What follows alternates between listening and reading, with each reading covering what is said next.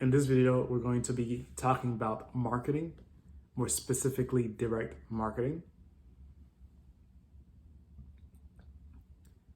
Our goal is to have people be able to consume content about our product and then they purchase through direct marketing means. And to give some context so we can figure out what we're learning and how we're going about, I'll explain what the product is. So with the experiment. So we are creating a company called the Tech Mastery Series. It's an info product company. So we're selling information to people. It is for people that are 55 and older that are struggling with technology. They've never had a patient teacher.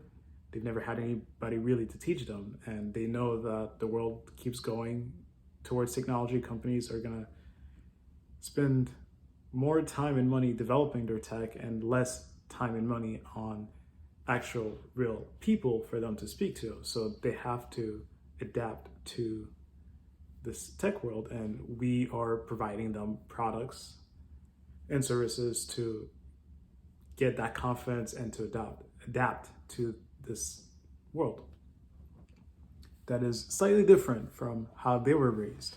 So they weren't raised with computers. Some of the audience, they didn't have running water, they didn't have electricity.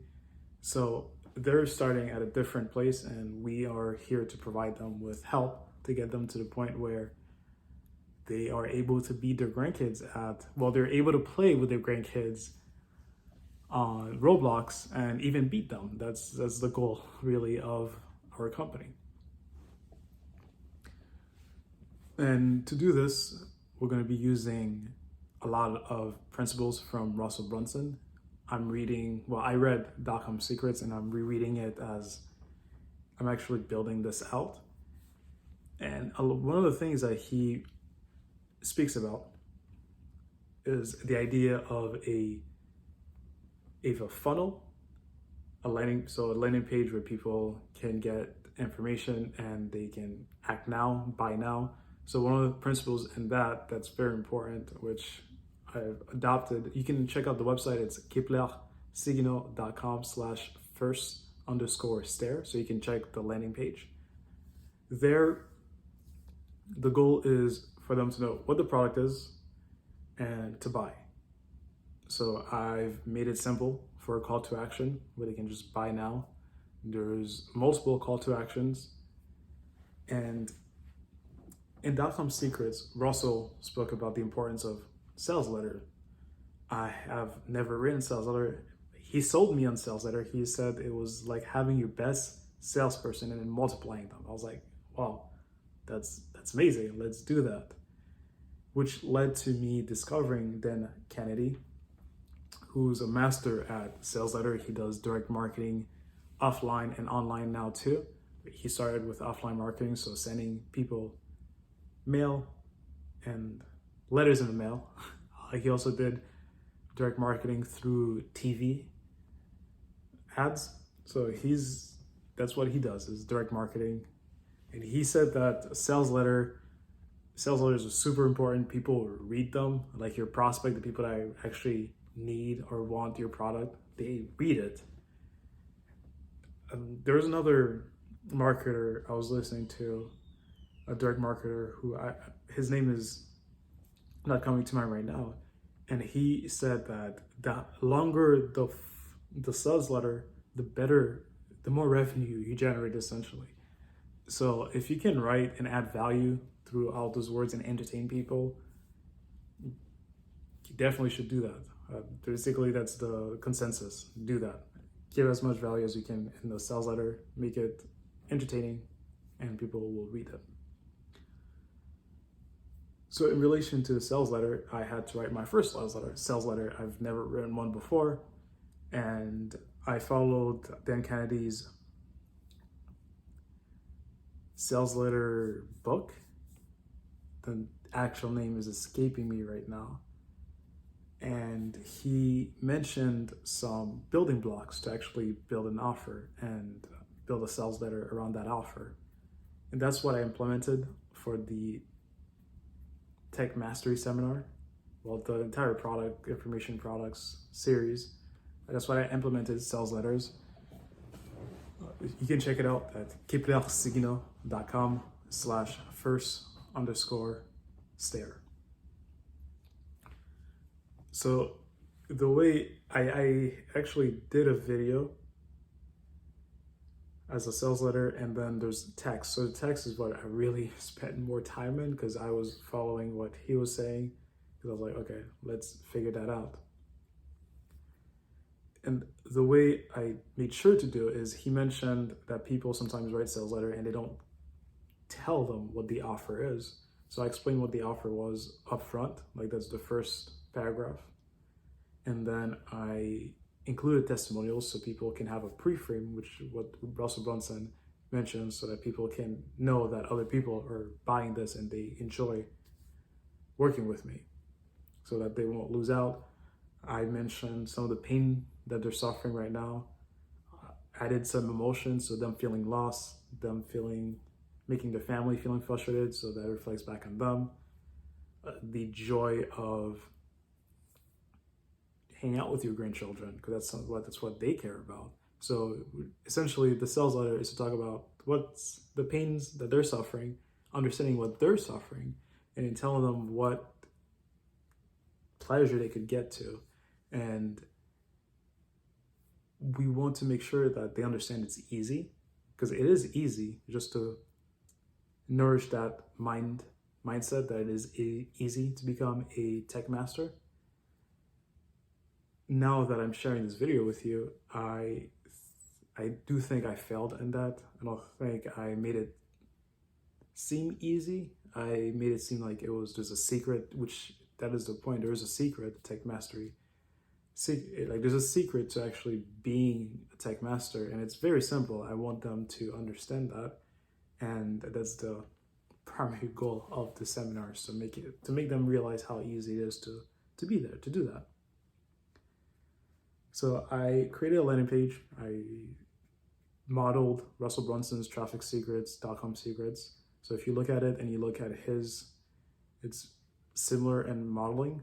That's what I use because he's much better than I am at this. He has a lot more experience. So if what he's doing is working, he's keeping it there. So it's working for a reason. And so I'm modeling my landing page after him. After creating the landing page, I've created ads to get people to actually click and visit the website. Looking at the stats right now, we've spent about $30 and we've received about 20 visitors, which is not great. It's not bad as long as they convert. That being said, we haven't converted anybody yet for our seminar tickets, which is free. So we're currently at a loss. I'm gonna run the ads a little longer just to see some analytics, because right now I'm looking that people are spending on average only 11 seconds. So they're not getting attracted to the copy. It could be the video, because I do think the video is bad. So I will remove the video and I will not film a video.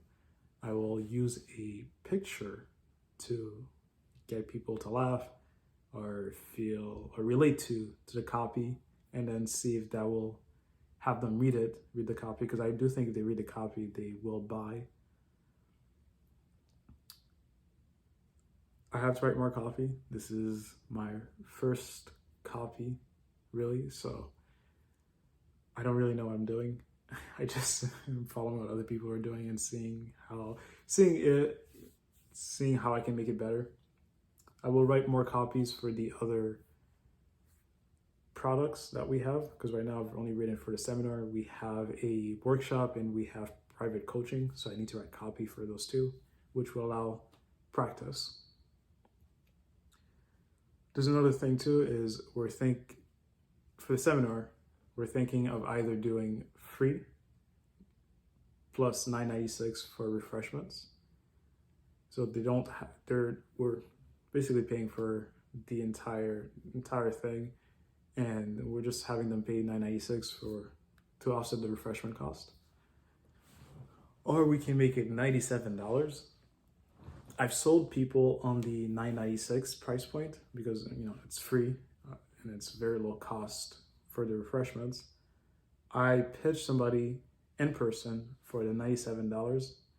Well, I asked them like how much would they be willing to pay for that, and we came to a number. I said $97, and they seemed like they're like, oh, that's worth it. So so we can price the service at the seminar at that price point. That's something I'm thinking about because based on the results of the ads, if the ads convert like let's say we spend $50, $60 and it converts, or even $80 and it converts to one sale, then we can do the price point at $97 and get more people. We could also have both, where people get a VIP experience if they get the $97 ticket. That could be another thing, and this way I can run ads for both and well, gotta figure out how to convert the visitors into buyers. I want to talk about video versus written copy. I don't like video because I like to improvise in video, which may not make content amazing. Now I'm thinking about it. That being said, I do like written copy because writing, I am fine with not improvising it and following a framework and revising it. I guess with video, I like to just do one take. Sometimes it's good, sometimes it's bad. I'm working on making it better. Another topic is the hook, because the ads that right now we're doing Facebook ads exclusively, because just one at a time, and I have to do some experiment to see what hooks work, because right now we have two hooks. One is an image of a gentleman breaking a computer, so that's the feeling that people get sometimes when technology, almost everyone gets that feeling. I get that feeling too, when things are not working the way you want them to. So that's the ad that we're placing. There's no text besides the headline and the sub-headline. And we have another ad where it is showing a group of people that are above the age of 55 that are in a room learning technology together. So those are two ads we're running to see which one has more click-through rates, and then we'll have to figure out how to actually get people to stay on the website and read. Now, the last thing I wanted to talk about in this video is where to find traffic. So right now I'm doing paid ads, like I mentioned that already. I've found people in day-to-day life that I spoke to and I approached and I pitched them. Some purchased, some didn't, but I pitched them the idea. Actually, so far the people that I've pitched, they've showed interest, so they either were buyers or subscribers, and then now it will be to turn those subscribers into buyers, which Russell shares a email framework, so I will have to write some emails too. Going back on topic, where to find traffic. So there's right now it's hip shooting on Facebook ads. It's going to be going to offline. I think for this, I'm going to be focusing more on offline traffic. So finding areas where my tribe hangs out. So I found some places. I'm going to print out some flyers and post them. Most likely what I will do is actually approach people directly and ask them to buy, and then sell them at the end of the seminar. Well, if you've never sold to people face to face, like you approach them, it's quite fun. To be completely transparent, the first few times I did it, It took me about 30 minutes to get the courage to go and do it. But the thing you realize is when you do it, it's quite fun. You get to speak to people, you get to have fun.